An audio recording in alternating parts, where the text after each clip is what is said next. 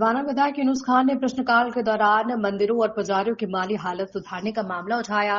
खान ने कहा कि सरकार की ओर से इस महत्वपूर्ण विषय पर जोर दिया। जवाब चौंकाने वाला है। मंदिरों की बात करने वाली भाजपा की सरकार ने जवाब में बताया है कि सरकार के पास सरकारी और निजी मंदिरों के विकास की कोई योजना ही नहीं। सरकार का ये जवाब पूरी तरह निराश करता है। साथ ही मंदिरों में अंशकालीन पुजारियों को मात्र 5,000 रुपए मासिक मानदेय दिया जा रहा, जिसमें उनके द्वारा प्रश्न लगाने के बाद बढ़ाकर 7500 किया गया है। ये मानदेय भी बहुत कम है, जिसे बढ़ाकर 30,000 रुपए किया जाना आवश्यक है। साथ ही मंदिरों और उनकी संपत्तियों पर हो रहे अतिक्रमण को हटाने के लिए सरकार को विशेष अभियान शुरू करना चाहिए। मंदिरों को लेके आपने सवाल किया, सरकार क्या आपका मुद्दा है? सरकार का जो जवाब है, मेरा जो सवाल था आज का वो था, क्या सरकार प्रदेश के विभिन्न राजकीय निजी मंदिरों की स्थिति सुधारने की कोई योजना बना रही है? उसके जवाब में सरकार ने कहा जी नहीं। अर्थात अगर निजी मंदिर है तो उसकी तो चलो रख रखाव, देखभाल, पूजा, मतलब सब कुछ करने के लिए पुजारी है, वहाँ मोहल्ले के लोग हैं।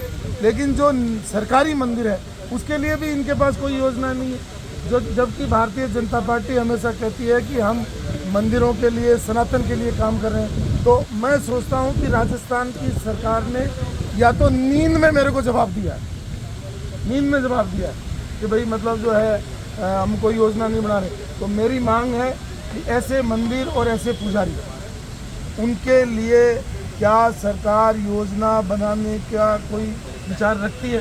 तो उसका निधि नहीं आया।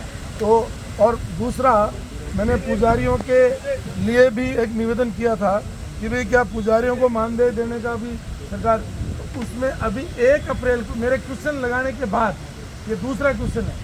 पहला तो जो मेरा वैदिक शिक्षा पर था उसमें मानदेय की बात थी, तो मेरे क्वेश्चन के बाद बढ़ाया, और अब की बार भी मेरे क्वेश्चन के बाद बढ़ा रहे थे। इसका मतलब सरकार सो रही है, चाहे वो वैदिक शिक्षा हो, चाहे पुजारी हो, चाहे मंदिर हो, उस मामलों में सरकार सो रही है।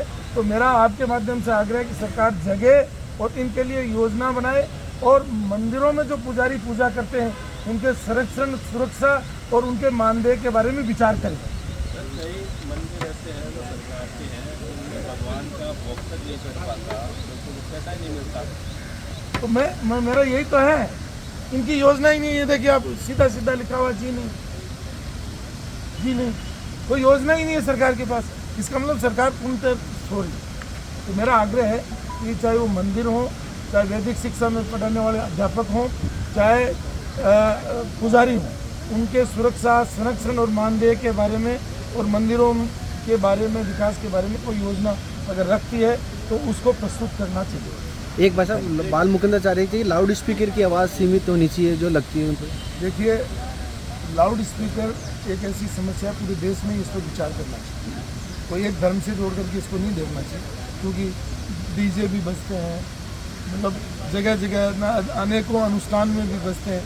चाहे जो रात को 12 बजे बाद में सुप्रीम कोर्ट के 10 बजे बाद के बाद में अवहेलना करता है, 12 बजे तक जाता है, तो उस पर कोई बुरी बात नहीं है। लेकिन किसी धर्म को टारगेट कर करके आप क्वेश्चन करते हो तो